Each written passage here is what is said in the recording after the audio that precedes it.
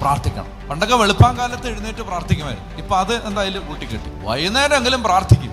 കുടുംബാംഗങ്ങൾ ഒരുമിച്ചിരുന്ന് പ്രാർത്ഥിച്ചാൽ ആ കുടുംബത്തിൽ കർത്താവിന്റെ സാന്നിധ്യം ഉണ്ടാകും.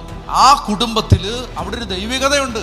ഞാൻ നിങ്ങളോട് സത്യമായിട്ട് ഞാൻ പറയുകയാണ്, ഒരു വീട്ടിൽ കാല് കുത്തിയാൽ അറിയാം അവിടെ പ്രാർത്ഥന ഉണ്ടോ ഇല്ലയോ എന്ന്. ആരും പറയണ്ട, നമുക്കറിയാത്. അവിടെ ദൈവാത്മാവ് ഉണ്ടാവും, അവിടെ വെളിച്ചമുണ്ട്. അപ്പൊ അതുകൊണ്ട് കുടുംബ പ്രാർത്ഥന നടത്താതിരുന്നാൽ അതിന്റെ ആത്യന്തികമായ നഷ്ടം ആർക്കാ? വേറെ ആർക്കും അല്ല, വികാരിച്ചന് ഒരു നഷ്ടവും വരാനില്ല.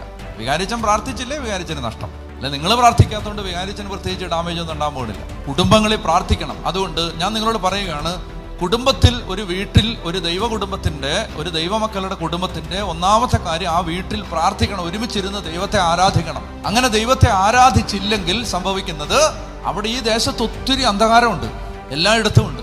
ആ തിന്മകള് നമ്മളെ സ്വാധീനിക്കും. അതുകൊണ്ട് ദൈവമക്കള് പ്രാർത്ഥിച്ച് സംരക്ഷണം തീർക്കണം.